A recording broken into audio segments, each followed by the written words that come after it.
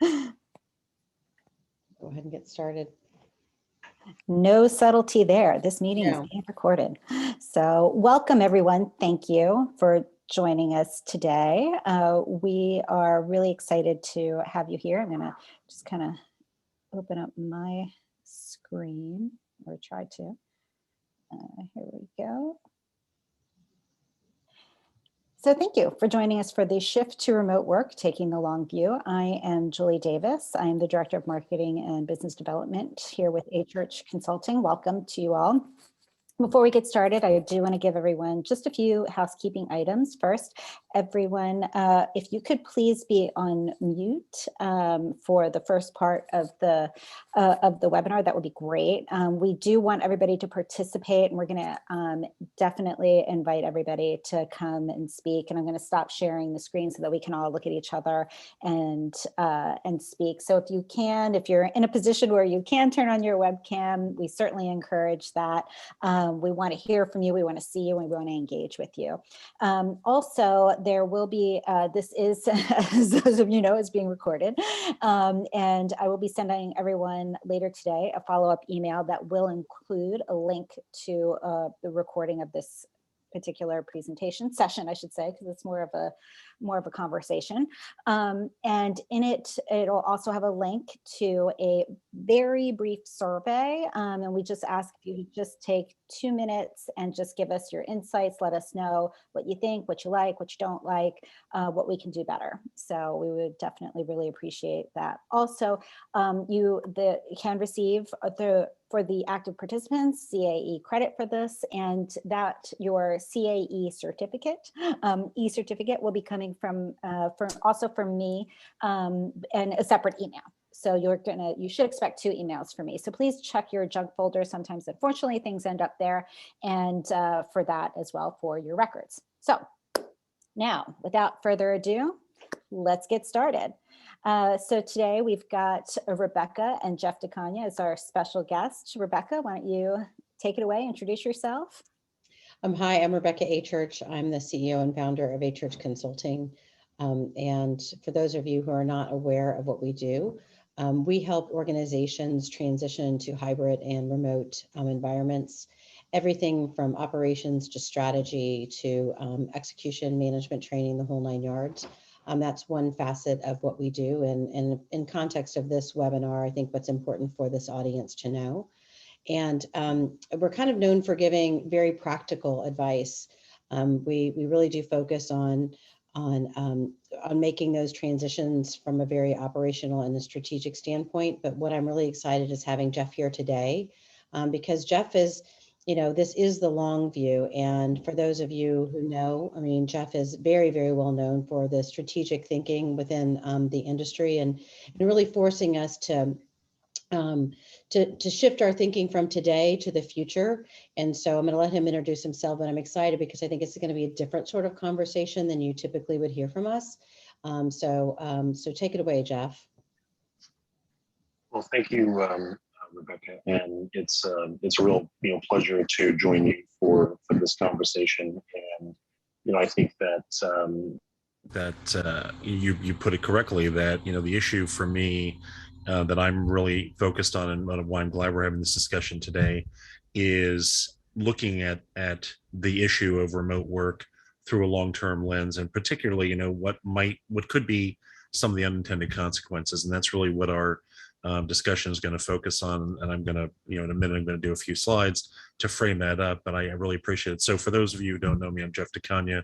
I'm executive advisor for Foresight First, and I'm in Reston, Virginia, and I work with boards primarily, but also with chief staff executives and senior teams. And really my primary focus is helping boards strengthen their performance by setting a new standard for stewardship, governing, and foresight. And really a lot of our discussion today is going to be about foresight. So I look forward to our discussion. I'll have with Rebecca, and also your comments and questions when we get to that part of the session. So I'm going to jump in so we can keep our things moving forward. Why are we having this discussion? I think is a great place to start. Our process this afternoon. And really, I want to make a few points about this. So the first 3 points that I want to share with you, first and foremost, is that what's happened in the course of the last 16 months is that the pandemic has accelerated further into the future faster. And so many of the decisions that we might have waited another 36 months or 48 months or perhaps even more to make are going to have to happen sooner. And those decisions relate to the sort of the forces that I'm going to talk about in a moment that are shaping the overall environment within which the conversation about remote work or hybrid work, or whatever how you want to talk about it, is affecting it. So we're accelerated into the future. That acceleration was happening, but it's been even further accelerated because of the pandemic since the beginning of last year. So as a result of that, it means every decision from this point forward for boards and decision makers across organizations is a hard decision, because we really have to look at it through the lens of what's the impact of this going to be, not just on us, but those who will follow us throughout the rest of this decade and beyond. And so the decisions become higher stakes and harder to make, because there is so much uncertainty, there is so much volatility in the environment. The risk has grown in the course of the last 16 months, not to mention the last 20 plus years. And so it becomes very important for us to prioritize long-term thinking right now. And for the course of the last year and a half, people have been very focused on what it is we need to do immediately, triaging things and dealing with urgent situations. But we've got to make the transition to long-term thinking. And this is an opportunity for our organizations, and really for all organizations, to be thinking not how do we get back to normal, because there is no new normal coming, right? And this sort of phrase that's out there, post-pandemic, we're not post-pandemic. The pandemic is not over, as we will discuss. And so it's important for us to have an understanding of how we are going to move things forward through the rest of this decade, and long-term thinking is essential for that. 3 additional points that I want to make about this that I think are important, just to define what I mean when I talk about foresight. There are different definitions of foresight. The one that I use is that foresight is an intentional process of learning with the future.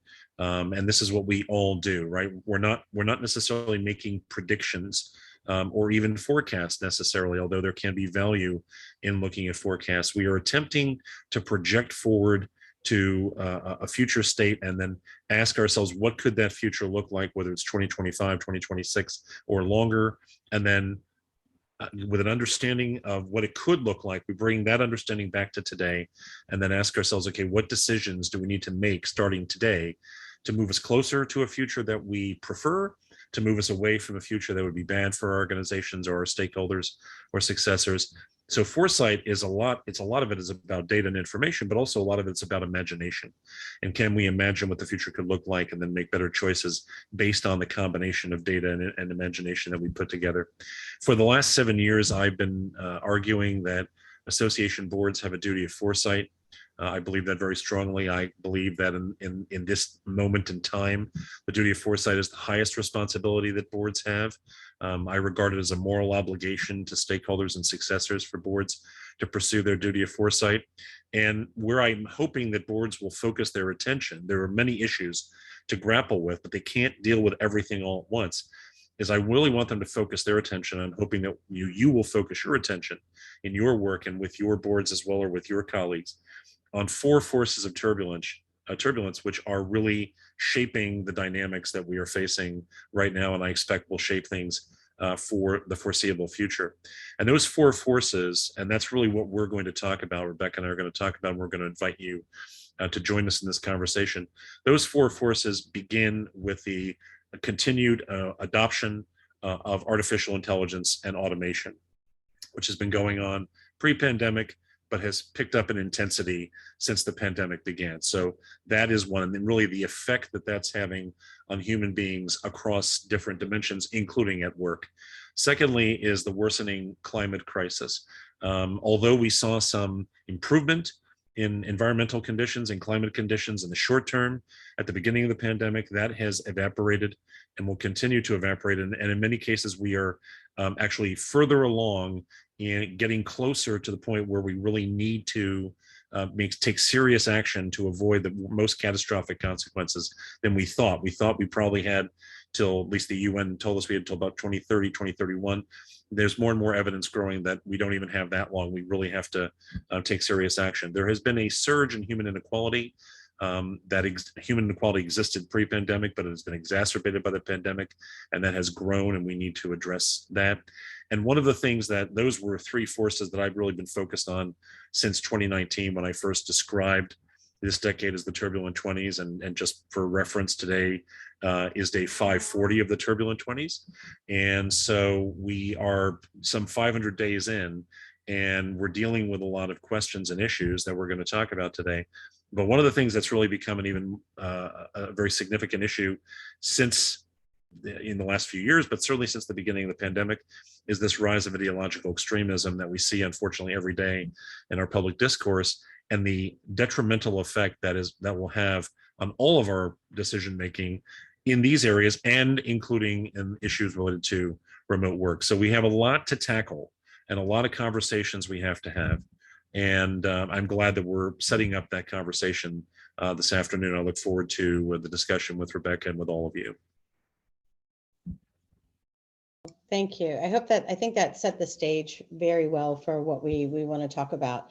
And as Julie said, and Jeff, we are going to invite you into this conversation to some degree. So I know that, Jeff, you've got some provocations, some initial statements to kind of get the conversation going between us. So what we plan to do is Jeff and I will have a little dialogue back and forth where we've got two kind of questions and thoughts that we want to cover. And then we're going to open up the conversation to the entire audience to get your thoughts, to get your ideas, to get your input. And then we've got two more questions that we're going to, dare I say, rinse, repeat. That way we can have share from the collective input and knowledge of the people who are participating today, instead of it just being two talking heads that are me and Jeff. So Jeff, why don't you start off with your very first provocation? Yeah, so the first provocation I'm going to share is related to, we're going to go through each of these four forces that I just described, and as Rebecca said, we're going to do two, one by one. We'll do the first two. We'll stop and bring you in. Before I get into that, I just want to say, one other thing in terms of context about how this really connects in one way at least, and we'll talk about other ways as we move forward with remote work, is that the issue around remote work, whether that is fully remote work or whether it's hybrid or whatever, whatever acronym or whatever term you like to use, is that basically it's about control, right? Work is about control. Who controls the location, the conditions, the nature of that work? And pre-pandemic, most of that control resided with employers, right? Employers said, come to the office every day and do your work in this space for between 35 and 40 hours scheduled, per week. Obviously, it would be more than that for pretty much everyone on this meeting. And since the pandemic, the control has shifted away from employers and toward workers, right? Workers have enjoyed being at home, away from the office, even though it was under difficult conditions, and they prefer that setting for their work, even though there's been some challenges with that, and it isn't necessarily something people want to return to where it was before. And so this is the battle that is shaping up, and it is being described as a battle, right? There is a struggle for this control. You've got some employers saying, if you can't show up for work in September, we have to have a different conversation, right? If you can go out to a restaurant, then you can be in the office. And then you've got people saying, what, if I can't have this control over my life, over my work, I'm going to quit. And so now people are talking about the great resignation, and perhaps as many as 40% of American workers have been estimated might resign from their jobs. So this is a huge issue in terms of where the power rests and how that power will be parceled out, and what the long-term implications are for that, for the economy, and for other factors. So with that as sort of context, let me talk about then the AI and automation provocation. And again, these are provocations that I'm offering up for us to sort of think about unintended consequences. So my provocation on AI and automation, and they're all purposeful provocations, is that the shift to remote work will accelerate the elimination of human work. And let me just say a few things about that. As a matter of context, there was recently a research report issued showing that since 1980, perhaps as much as 70% of middle-class work has been lost, middle-class jobs have been lost to various forms of automation.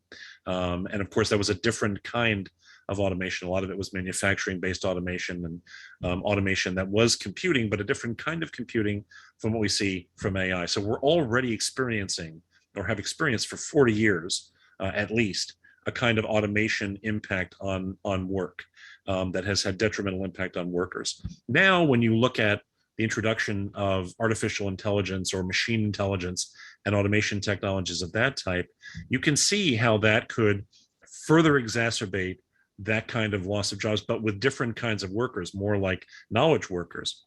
Adding to that fact is that, the Pew Research Center just released last week a report which was really about a canvassing of experts who very decisively, 68% of these experts on technology and other areas, said that they did not think that AI, sort of ethical AI, would be implemented, or AI implemented with ethical principles in mind, would be implemented by 2030. And so what that means is that you're going to see more organizations, more companies, this may not necessarily be associations, but other kinds of companies, using artificial intelligence in a way that might replace human workers, because if the control is going to rest away from employers to workers, then the response from employers will be like, well, you know what, maybe we'll just use automation to get rid of more jobs and make it easier for us, and we'll increase our productivity and bottom line, because there is an economic incentive for that.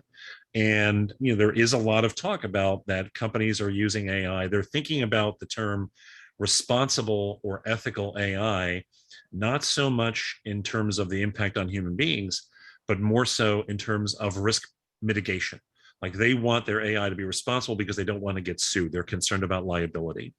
And so the issue in play here is that if as a shift to remote work occurs, an unintended consequence could be is that more employers will say, well, if I don't see people every day and I don't actually know what they're doing, then maybe I should start thinking about ways to automate their jobs away and decrease my personnel costs, increase my bottom line, and change the dynamics of my operations. And again, that could have effects beyond the scope of the association committee, but it will affect us as well. So that's my provocation about an unintended consequence about the shift away from in-person work to something that is more remote or hybrid. And from a technology standpoint, because those who most people know us more me as technologists in this space. And so the thing that I do really worry about is the ethical nature of artificial intelligence and how it's being used in the workplace and how we're using it. I think, we need to be thinking about how we are leveraging artificial intelligence within organizations, and taking that long view for you as a leader in your association. I would encourage us to really think about what can we automate so that we can have, I think Harvard Business Review, or HBR, referred to it as the authentic intelligence versus artificial intelligence. And so I think what's going to happen if we do this right. So yeah, here's the risk that Jeff is articulating and saying, we do have concerns about this, and is it going to replace too many jobs? And what I see in the association space when I think about leaders is, we're being asked to do more with less. What sort of tasks, lower level tasks, could we shift down using artificial intelligence? What could that look like? So that, as I said, I love the way HBR, what HBR goes, they say, hey, let's call this authentic intelligence. So those things that are relationship building that really artificial intelligence can't do, they can set the groundwork, they can provide you the data, but they can't establish an authentic relationship with your members, with your board. They still can't completely contextualize things. They don't have the creative elements quite yet. So in all the things that I see associations do in the pushing of the paper, the other kind of small sorts of tasks, I think it's a real opportunity for for organizations that are thinking about the now and the next step to begin to walk into that and lean into how could AI begin to enhance, augment their staff, so that you can use intelligence in different sorts of ways than we're doing today. On a practical standpoint, I think about it, this is an AI, but it's workflow. I think about how we literally used to walk checks around the building. Again, it's a goofy little thing, where we had inboxes and we would spend hours and lots of time literally doing manual workflow processes. And now it's not necessarily the AI, but it is automated processes and automated workflows. And we see done right, you can have better standards, better controls in certain operations from a working remote standpoint, and actually have that efficiency. Like you can cut a check in a day versus, wait a minute, we don't do the manual check run until next week because we've got to load up the printer to do the special maker checks. I mean, like those days can actually be gone. So there's an interesting kind of push and pull there. And what Jeff knows about what we're thinking about as he begins to think about the future, we have a whole, and Jeff and I agree on this, we really want to talk about being intentional with how we're using our resources and being intentional about those next steps that we're taking in now so that we can think about the future, so that we are preparing ourselves and our organization for what is to come. I think, I don't know if you used future proofing in one of your sessions. I don't know why I'm sitting there thinking that you've probably done that, but really beginning to think about how are the actions that I'm taking today going to help me enhance or take away from what I'm trying to meet in terms of our mission in the future.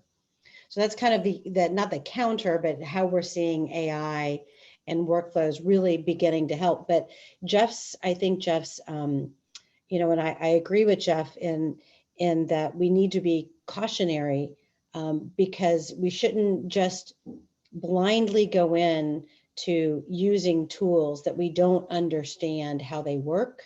We don't understand what the consequence is going to be.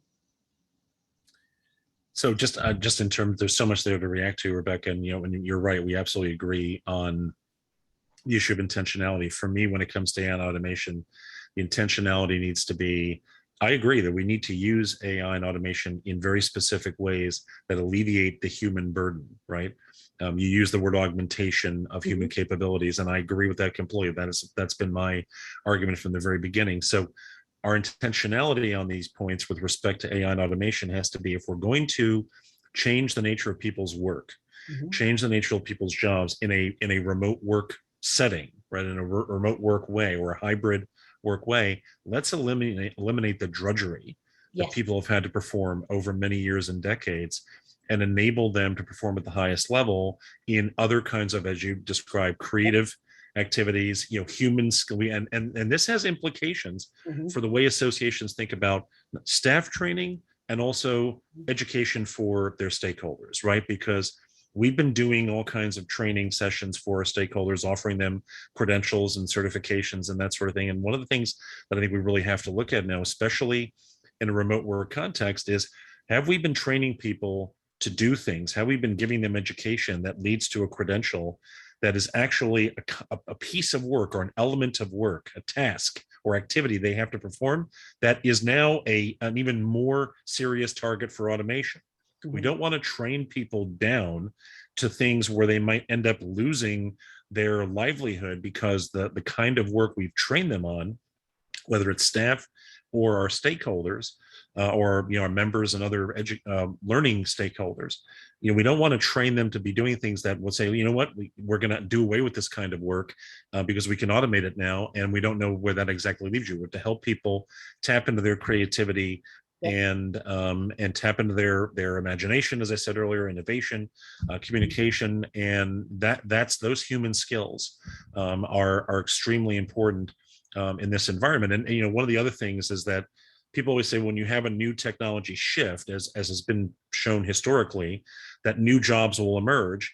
And I think this is another place we have to be intentional, because I am actually somewhat dubious that it's all going to very easily emerge in a way that'll be good for workers. Like, I can totally see how the introduction of AI and automation is going to be good for those who own capital, right? For those who own companies, for those who are investors. It's a little harder to see over the long span of things, and especially in a remote work setting where maybe it'll be good for workers. And I'm not making a prediction with my provocation. I'm just provoking, right? We need to think about these things. What I'm saying is that I have concerns that if we're not intentional about saying, here's how people transition from what they were doing before to what they can be doing, realizing their full potential in a new role going forward, then they will be left behind, and we can't afford that. We should not permit that to happen to our fellow human beings. It is part of the issue of inequality that we'll talk about later as well, that we not allow this to become another way that people are made more unequal in a world that is already experiencing massive inequality. Yeah, before we head on to the next topic, you know, what you're saying and what resonates for me is when we work with our clients in context of remote work, they simply think that they can pick up exactly what they've done in the office and shift it over and put it in a remote environment. And that's not what happens. And to your point, Jeff, about how are you getting the best out of your employees from a remote environment, there is an automation component of that. There's lots of other components to that. But I think that's really what you're getting at, is how are you really getting the best out of your talent, and how are you nurturing, training, fostering it? What sorts of talent shifts do you need in the market moving forward? Because it is going to change. And I think that's really, you know, we adapted back in the industrial revolution. Now we're going to do this again. We are going through another iteration, another cycle, and we will adapt, and our jobs will change, just like you said. That's, you know, in context of remote, you know, if we're doing this, you're just not lifting and shifting. That's not what happens. We need to think about it in terms of what needs to change. How do you need to train, and what does that look like? And I love your comment about, are we certifying people on things that are going to be obsolete? I think that's a great point. And I think we need to start thinking about, as association leaders, what's next, right? What's coming next in that line? What is that next level, authentic, creative purpose for those industries? So I think that's a great point. That's a great point. So maybe we should move to the second provocation. Absolutely. So we can bring people in just in the interest of time. So the second provocation, and this relates to the climate crisis, is that the shift to remote work will have an unintended negative climate impact. And again, I'm provoking here because I'm trying to present a plausible future that could occur, right? Because people would say, as I said earlier, the fact that people were staying home, not traveling, not commuting to work, not getting on airplanes, had some brief kind of created some brief improvements in some of the metrics around things, but it was never going to be enough to change the overall trajectory that we were on. Now, as people potentially work either fully remote or in hybrid situations, it changes some of the dynamics of things. And by putting more responsibility on individual workers and moving it somewhat off of their employers, because now if people are working from home, they're going to be increasing their energy consumption. We have increased our individual energy consumption over the course of the last year because we're spending more time in that one place. So we're running our technology from home and bearing the cost of that even more. We might even be, now driving a little bit more because if we're working from home, we have flexibility. So we get in the car maybe a little more frequently to go somewhere than we would if we were working in the office for 6, 7, 8 hours a day. So it changes that dynamic. One big thing that doesn't get talked about is the impact of air conditioning, right? Air conditioning is actually a technology that is not a new technology by any stretch, but it's under constant development because it's so much in demand. But it's a technology that cools, but it's also a technology that heats because it releases greenhouse gases into the environment that heats up, especially urban locations when there are lots and lots of air conditioners, and we expect air conditioning installations to grow because the world is getting hotter. So it's a vicious cycle. We have a hotter world. People need to have that air cooled. That cooled air process puts more heat into the atmosphere, which continues the cycle. Right now, of course, it's not anywhere near as significant as things like eating meat or concrete and stuff like that are the real drivers of climate issues. And this is an issue that has to be resolved at the government level, but it requires all of us to participate. My concern is that by moving to remote work, that there could be more burden put on individuals to have to address their own climate footprint, which many people are already doing. But this changes the dynamics of it because it changes where they are and how they conduct themselves versus an employer, which can, a company can do more to help control some of that when you put people in one place. And so you're running that one air conditioning and that HVAC system, per day, as opposed to people running it all over the world. The other aspect of this too is where people live. And this is also an inequality issue. People are now moving to different parts of the country, working for a company in one place, living somewhere else. There are different parts of the country suffer. I mean, the whole world is obviously suffering from climate change. The climate crisis is not just one country. But if you think about just the US for a moment, we have people living in certain parts of the country that are even more susceptible sooner to the impacts of climate change. People who are on the coasts, certainly what's happening in the West now, which is beyond drought, the incredible heat and lack of water there, the impact that this has had on the food supply. So there's all kinds of issues born, sort of bound up in this that I think could be exacerbated by the shift to remote work, because it does change some of the dynamics of how we lead our lives and therefore our impact on the overall environment. So I just think there's some things to tease out there that are worth exploring. Yeah, and I do agree that there's definite evidence, to your point, Jeff, that it does have a positive impact on climate change, but I agree it's probably not enough. And so what I worry about in the long view is that people are going to think it is enough, that the shift to remote work, because we do know in terms of air pollution and air quality, some of the cities in the United States, I mean, that is where there has actually been some true dramatic increases in air quality in some of our large cities, right? That's where we've seen some big changes. To your point, there was some significant drops in CO2. Worldwide, from 19, it reduced 6.4%. In the US, it was 12.9, but it wasn't enough, and it's not sustaining. Actually, the second half of 2020, it ticked up a little bit. So to your point, it isn't good enough. And I think that addresses how we need to encourage those industries to get more creative in how we are supplying our energy and how we are, increasing those technologies. I am optimistic that I think the industry will respond. I am very optimistic that, in 2020, the USPS said 15.9 million people actually moved during the pandemic, filled out temporary address changes. So, and we know that those were going from major urban metropolitan centers where we lowered the air pollution to different, more rural and suburban sorts of cities. And some of the benefits there are that we're not thinking about that I think are, but again, we've got to do more, is the reduction in paper. And that's how automation to me kind of connects to this, to the climate, more automated processes, less printing, from a paper standpoint, what we consume as individuals in the United States, it's crazy. It's somewhere in one of the statistics that I found was 85 million tons of paper. That's 6 per year. That's 680 pounds of paper that we produce in the office per year, or in general. So I just think about, I happen to be in this office this week.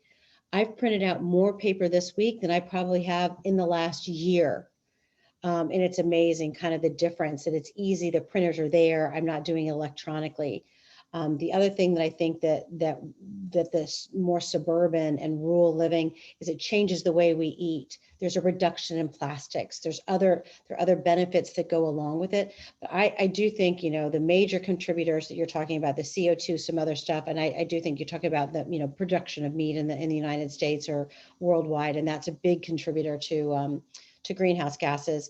but people eat differently when they're in these rural settings and moving away. So I think that that's going to be interesting to see what sort of impact what I'm going to call these other lifestyle benefits and lifestyle changes have. But I think the large industries that you're talking about in terms of just basically energy generation, I think that, I am optimistic that that industry is going to respond and they're going to see this shift, and they're going to do things to make things more efficient as we move forward. But I think it's right to point it out that it's not making the dent that we need it, and there need to be other things that definitely need to go along with that in order for us to get our climate issue under control. So I think in the interest of time, we may want to bring people in and see if there are any questions or comments anyone would like to take and or offer, and then we can move to the other two provocations. Absolutely. Oh, come on. Come on, you guys, don't be so quiet. The whole point of this is like, we don't want to be the talking heads. Has anybody thought about this? I may have to call on somebody. Has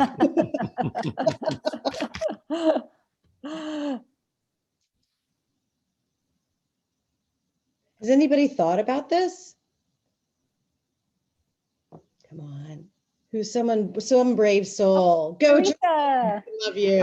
I have thought about it, and I do think that there is something to be said for just popping into someone's office and saying how you do it, and picking up a conversation that we've missed in the last 15, 18 months. But with that being said, I think the benefits of remote work outweigh that. And I do know our organization has spent the past 4 months trying to figure out how we make both work, how we have people, we have to have coverage some days. Is there one day we want most people back in, but then other days people can work from home? And I think that associations, especially so they can be an example to the groups they work with, have to be creative in how you have people back.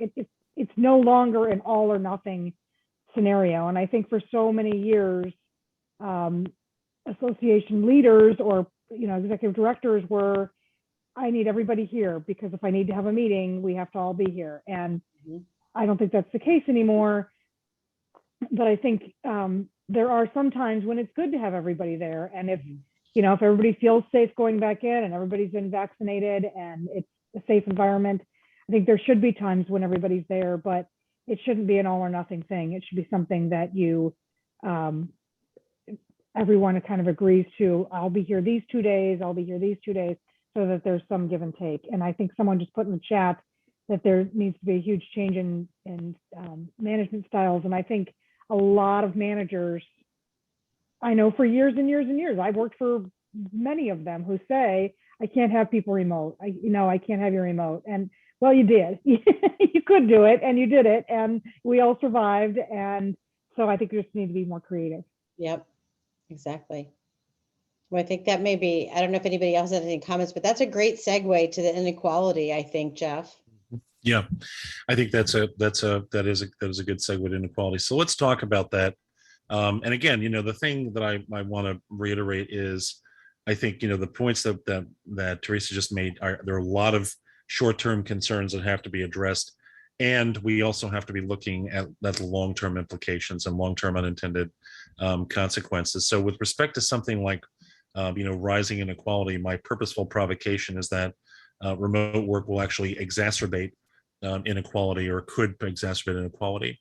And the reasons are some of the things I've already given, right? So for example, not everyone during the pandemic, even when it was necessary for them to do so, felt like they could work from home because they had parenting responsibilities, educational responsibilities. They didn't have the right space created for themselves, set up for that sort of thing. Not everyone has changed, even though people, as you pointed out, Rebecca, people have moved, but not everyone has been able to do that. Some people don't have the ability to do that. They have limited resources. Historically in this country, for most of our history in the 19th and 20th century, the people who moved People who stayed put were people who had money because they were tied to real estate, and the people who moved were those who were seeking economic opportunity. And now the reverse has occurred, where people who lack resources basically stay put, and those who have resources, those who are been fortunate to succeed in this K-shaped recovery, those who were doing well were going up, those who were doing poorly were going down. It's those who have wealth, basically some form of wealth, who've been able to go somewhere else and figure out where they want to live. Maybe they move from a primary residence to a second home, where they just change locations and that sort of thing. So we've had a shift in that regard. I think another interesting aspect of this to understand, just looking at the historical sweep of it, is that, if you go back 50 years, go back, or 60 years, 60, 70 years, let's go back to the 1950s, today, in some respects, this is a more equal country, right, than we were in the 1950s. There's greater equality. There's far more discussion openly about race, about gender. Women have more opportunity. We LGBTQ plus people have more opportunity. People use pronouns. There's a lot more equality in that respect, and that's a change. But at the same time, there's also a lot less economic equality, right? The gap between CEOs and workers has grown to something like 300% difference in compensation. As I was talking a moment ago, we've been seeing a K-shaped recovery. My concern with remote work is that some of those existing inequalities will be exacerbated as people separate from one another, go off to where they want to be. And you're seeing some things happen in that regard right now. So for example, the state of Colorado passed a law saying that all jobs advertised in Colorado require employers to list the pay range for those jobs as part of the listing. And the reason for that is because they want to address issues of pay equity. Well, what's happened is, as employers have sought to recruit people anywhere who can work from anywhere, they are specifically not listing jobs in Colorado because they don't want to publish those salary ranges, or they're specifically saying that the job cannot be performed from Colorado, right?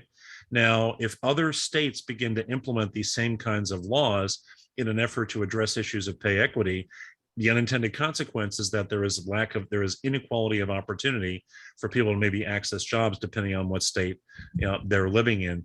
And so I think, also, again, as I was saying before, people living in different places will experience different climate effects and have different challenges that they're going to face where they are.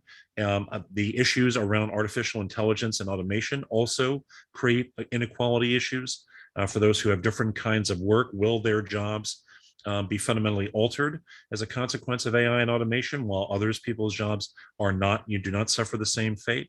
So I think there's a lot for us to unpack in terms of how this radical shift in the way work gets done that was unthinkable in many ways to this extent even just 3 years ago, right? Everyone had the occasional sort of couple of days a week they'd work from home kind of thing if they're working in an office. But now it's expected, people are expecting to be able to have 3 or 4 days, or maybe 1 or 2 days in the office and then 3 or 4 days at home. That is a huge shift. And something like inequality, even though this can address some of those inequalities by creating more job opportunities and so on, there can be some unintended consequences and long-term implications that I think could actually exacerbate some of the inequality issues as we move deeper into this decade. And I think this is an area that intentionality is really important. One of the things that we say to organizations is, what sort of business, what sort of employer do you want to be? And I'm watching the chat right now, and it's talking a lot about, I've been able to hire in different states. I firmly believe, and Jeff knows this, that more equality issues are addressed in remote work than not. However, there are still inequities, and there's no doubt about it. And it presents itself in somewhat of a different light, and I'll kind of share some of those. But the idea, what we know, I think it was another HBR study. I don't have that right with me, but there's this expectation gap in flexibility. And it was even larger. We talk about it a little bit in the research that we've done recently. It was even larger for women. So, so I think when I think about equality and equity, a lot of it actually presents itself in the market as flexibility. And sadly, in today's market, women generally pay the price because their jobs are not flexible. So it does one of two things. It keeps them out of the market altogether. And Julie probably knows the statistic off the top of her head. But what we know is that there was a disproportionate level of women being displaced during the pandemic. And they haven't come all back in, I think it was 2.1. And then 2 million women. And how many are still out? Oh, over half. So over half of those women are still not back in the workplace. And that's because of some of other sorts of, equality issues, daycare, childcare, the traditional role that we play as women. No offense, men, although my husband is more the traditional role than I am, admittedly. That's what's happening. So there is still that displacement. So, what we're seeing is it's that flexibility. Ford came back in, and they now, this very traditional employer of ours is now letting 30,000 of their white collar jobs work remotely. And that was demanded by their staff. So that idea that Jeff presented at the beginning, that the employees are a little more in control than the employer today, we're seeing some of that happen. And I'm listening to, again, looking at the chat and saying people are moving. They're moving closer to family. They're moving to a desired location. They're taking pay cuts. There's all sorts of evidence there. And when I think about equality, it presents itself in so many different lights. That in terms of, again, flexible work arrangements, opportunity to be promoted. And so what remote can do is take out the bias of the person who's in the office, the one who's quote unquote visible, who gets the promotion, versus that person who's doing the work and the person who has the highest deliverables. So what you want to think about when in context of remote and unconscious bias and equality is creating an even playing field for everybody that's going to be involved. We do think that there are still some things that need to be addressed. We see inequality still showing up with people with children, the fact that they can't afford a larger home, a private office, a quiet place. And so again, the intentionality about how you accommodate that and how you prepare for that as employer is really important as you go forward. So in thinking of your long-term strategy, if you're thinking about remote, there are other inequities that are going to show up in different places that you definitely want to be mindful of as you move forward. Yeah, and that's the point I want to underscore, is that in many of the things we're talking about here, there obviously in the short term, there are some huge benefits that we're seeing realized on things. And I think it's so important to have that long-term view to say there will be a response, right? Whatever's happening right now, if employees feel that they have the upper hand right now, potentially, there will be a response on the part of employers in terms of how things change going forward. Because once this becomes a more familiar routine, if in fact we do sustain this effort at remote or hybrid work, then there will be shifts from the historical ways that people have worked that will change things like compensation, will change things like benefits. Those things will happen, right? And we can't necessarily know exactly when that will happen, but we can anticipate that it will happen. And so we need to be thinking about, how will people be affected in ways that we didn't expect, that we didn't intend, by this shift to remote work, which is helpful to so many. People, for example, with disabilities have been asking for many years to the ability to work from home on a full-time basis, because they've already created spaces in which they are comfortable. And once people have had that opportunity, they've been even more productive because they haven't had to adapt themselves to an office space that didn't provide them everything they needed. And instead they can be a lot more productive. But then there's also this issue of, are we now expecting people to be working pretty much all the time? because they're always at home, right? And so are we going to be able to sort of cut things off? And will people be able to make that adaptation? So I think there's a lot of issues that are going to unfold, and I do have concerns about, on a long-term basis, how the inequality aspects of remote work might affect other populations in different ways, as well as the populations that are already experiencing considerable issues of inequality, whether it's women, whether it's particularly on an intersectional basis, Black women and women of color and the LGBTQ community. You know, lots of positives, but also lots of potential unintended consequences we have to address. So, and just in the interest of time, and Teresa, I know you've got your hand up, I just want to get this last provocation out there, because this is the one that may seem like the least connected to the conversation we're having about remote work.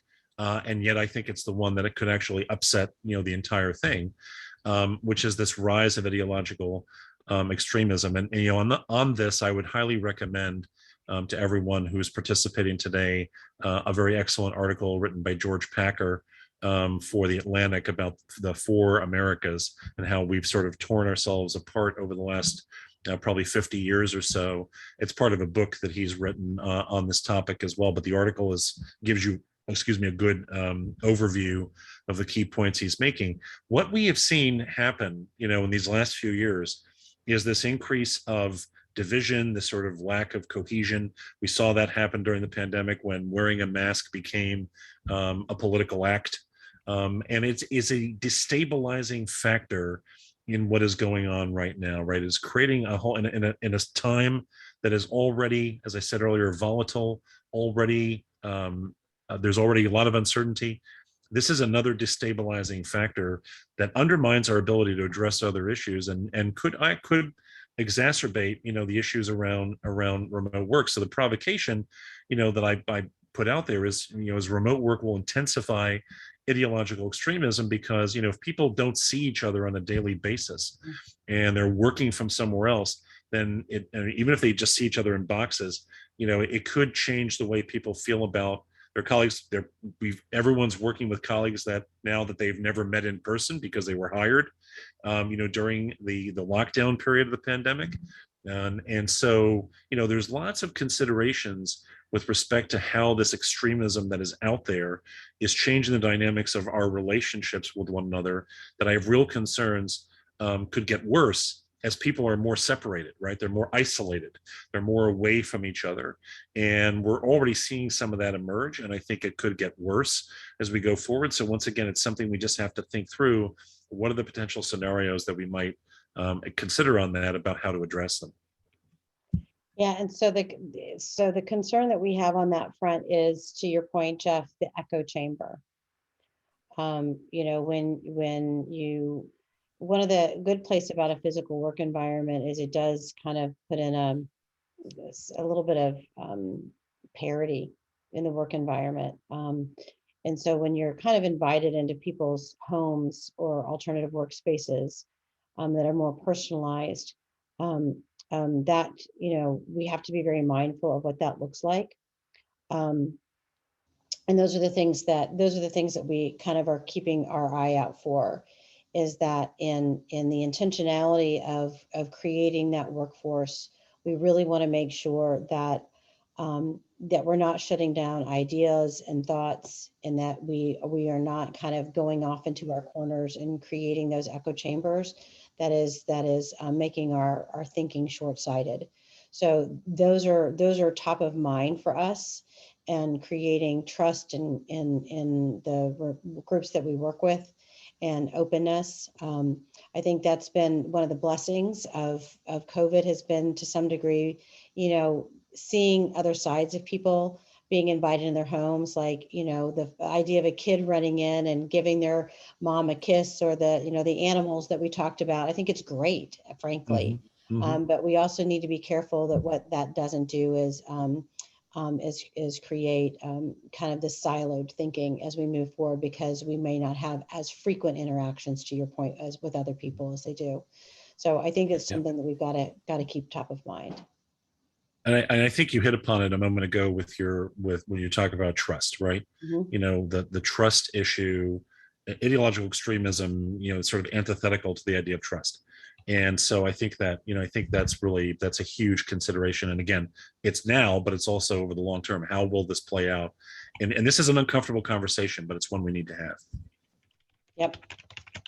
So we have a few minutes left, and so we just want to see if anyone wants to offer a comment. Turn on your camera, put on your microphone, in terms of anything you'd like to share on really any of the provocations that we've talked about, and the entire conversation we've been having.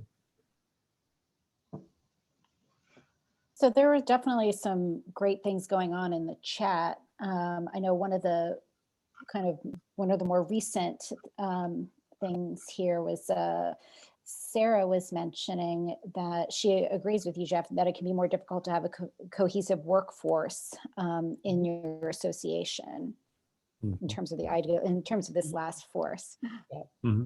Yeah, and again, this is a destabilizing force for all of these issues, making it harder to address the AI considerations, the climate considerations, the inequality considerations, because this is something that really, challenges us. Can we agree on things? Can we find some common ground to talk about issues that are difficult?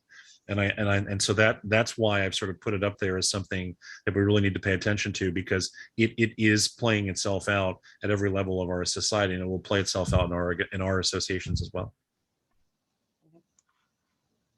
Yeah, Sarah. Yeah. Comment. Yeah. So I was thinking, as it relates to what Jeff was saying too, we have a pretty diverse group of staff. So when you go into a physical work environment, you have a greater opportunity to interact with a more diverse population than you have if you just work at home all the time. Your exposure to diverse people with diverse backgrounds and beliefs and all that your opportunity for that is much smaller when you're working from home. I'm making a generalization here, but you're maybe surrounded only by your family and you already have, where if you go into a physical workspace, you by force, you have to interact with those people. So when you were talking earlier, I thought, how much more closed-minded are we going to be because of our lack of exposure? It's not going to be helpful at all. It's harmful to society in broad terms. Yeah, Sarah, Totally agree. Yeah, that's the intentionality behind this. So that's why when we work with people, we care about that, to your point. I mean, I refer to it as creating your echo chamber, your little bubble. And what you don't want people to do is create a bubble and become, shut down into, kind of their own way of thinking. And that's it. That is not going to be a helpful thing for society, for organizations, for the health of the organization strategically either, because we know that the best thoughts, the best ideas, the best teams are created out of diverse environments. I mean, there are too many statistics that show that diverse environments are frankly good for business. I mean, if you're not doing it for the right reasons, then do it for the business reasons, right? But you're right. So that's one thing that we're really mindful of. And I think, to Jeff's point, that for those organizations that are, making the choice to be hybrid, to be remote, that we need to be thoughtful and deliberate and intentional about how we create that, how we're not creating homogeneous environments. Because that's something you don't want to do going forward. And as Jeff said, it seems like it's, maybe not the most related, but that is absolutely something that we are concerned about as people make these transitions. You're right to think about that. Can I just add one thing though, Sarah, real quick? Do you mind? The flip side to what you were saying though, is that I know we've had a client who they were in an area that was not very diverse. And so their staff actually, once they went remote, they had the opposite happen. And they were actually more exposed to more diverse thought because the area that they worked in, that their office was in, was so kind of homogeneous. So interestingly enough, like I think even in, virtually, again, just to Rebecca's point, if you're making an intentional effort to seek out those diverse voices, that, it can happen. So I'm going to let Julie and Rebecca close out because I know people are dropping off because we've passed 2 o'clock, and I appreciate those who've been able to stay a Yeah. little bit longer since we got a late start. I just want to thank Rebecca and Julie for working with me on this, inviting me to for us to have this conversation. I think it's so important, and I just really want to leave people with the one thought that I started with, which is we've been accelerated forward into the future, and we have hard decisions to make, and we have to think long term. And even as we're trying to figure out some of the aspects of how remote work, hybrid work, work from home will be handled right now through the rest of this year and into 22, we've got to have an eye toward the future. It's a both and, not an either or. And I hope that some of the things we talked about will facilitate that conversation in your organization. So again, to Rebecca and Julie, thank you so much for this conversation, to all of you for participating. Oh, the pleasure was ours, Jeff. We love having you here. So thank you so much. And, thank you to everyone who joined us today and stayed on a couple minutes late. If you have any follow-up questions afterwards, please let us know. Happy to answer them. Contact information is in the deck and in the follow-up email that Julie and Noah will send. So have a fabulous Wednesday, Wind Down Wednesday. So thank you so much. Thank you all very much. Everybody.